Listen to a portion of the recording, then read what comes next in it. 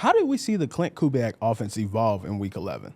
Yeah, look, Kevin and I did a segment. I think it was right around the time they fired Dennis Allen. It might have even been the week before, where we were like, all right, this is a lost season. What are the top 3 things we want to watch what's a reason to watch over the last 9 weeks? And my number one was, I want to see what this offense looks like. I mean, we talked about it for 8 months, from February through September. Klint Kubiak and Rick Dennison and John Benton and Andrew Janocko and that whole staff, Keith Williams. And we thought we liked him. We thought we liked their approach to everything. We thought we liked their common sense approach to everything.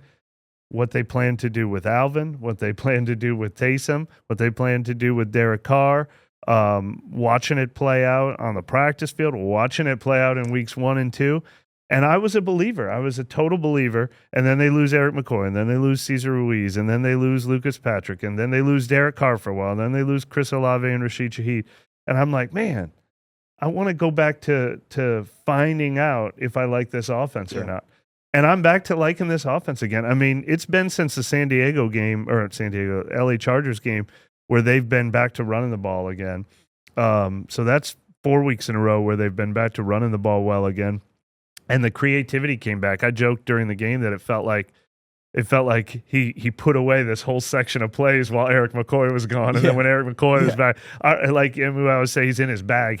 He had his bag put away until Eric McCoy came back, and I mean, it was creative. Look, obviously there's some tricks to keep the offensive tackles out of trouble when you're facing Myles Garrett, and there's a lot of bootlegs and stuff. But I loved watching him. I mean, the creativity when you're avoiding Micah Parsons and avoiding Myles Garrett, or back in Atlanta in week 4 when they just had no offensive lineman to work with whatsoever and they have to get rid of the ball quick. The creative ways of doing that have been really impressive. The bootlegs, the screen game, finding out something, kind of introducing something new all the time. Nick had a great film study on it. But obviously they've figured out ways to get MVS involved. They finally opened up the Taysom section of the playbook that we were waiting for all summer. They've been doing great things with Alvin all year. Like, I don't know what's going to happen because they're going to hire a new head coach this offseason unless Rizzi wins a ton of games. And if you hire a new head coach, maybe you don't keep anyone from the staff. But I believe in this offensive staff. I think they should have a job in the NFL next year, if not here, somewhere else.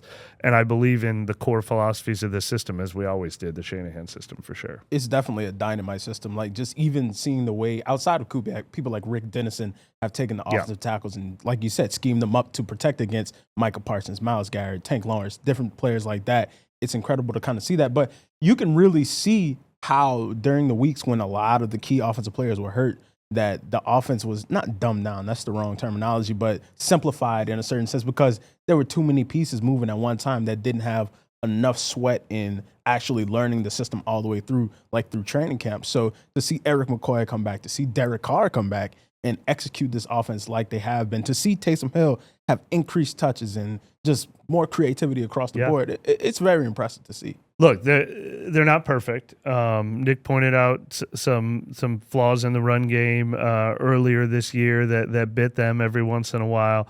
There's, still the occasional holding penalty, still the penalties that set them back once in a while. I mean, I don't think we're talking about coordinator of the year and future head coach like we were 2 weeks into the season. But I really do think we can now take those 3 weeks of Spencer Rattler playing behind Connor McGovern and Landon Young and, Nick Saldiveri, or then even Nick Saldiveri got hurt. And I'm trying to forget, like, whether, it was Shane Lemieux for a week. Like, those weeks where it was Spencer Rattler and 3 injured starting offensive linemen, I think we can now rule those out as an anomaly and at least base our thoughts on the other 8 games where they're 4-4 now. Yeah, for sure. Mike, do you see anybody like Bud Means or things like that coming back after this bye week? I don't know Bud Means' timetable exactly, but it feels like he would have a chance. I mean, we're not going to see Rashid Shaheed back for the rest of the year. Chris Olave, man, I really got the impression that it was probably the smartest thing to do when it was trending in the direction that he wouldn't come back now. I don't want to say that if the Saints get back to 6-7, that should influence his decision in any way. If the Saints move into a tie for first in the NFC South, you want this to be a medical decision, a long-term health decision, not a where are we in the standings decision. But that has not been completely ruled out for the end of the season. But for the most part, I do think Lucas Patrick should be back pretty soon. They decided not to put him on IR, and now they've got the bye week to help him heal with the foot or ankle injury that had him in a walking boot. So you should have your top 5 starting offensive linemen.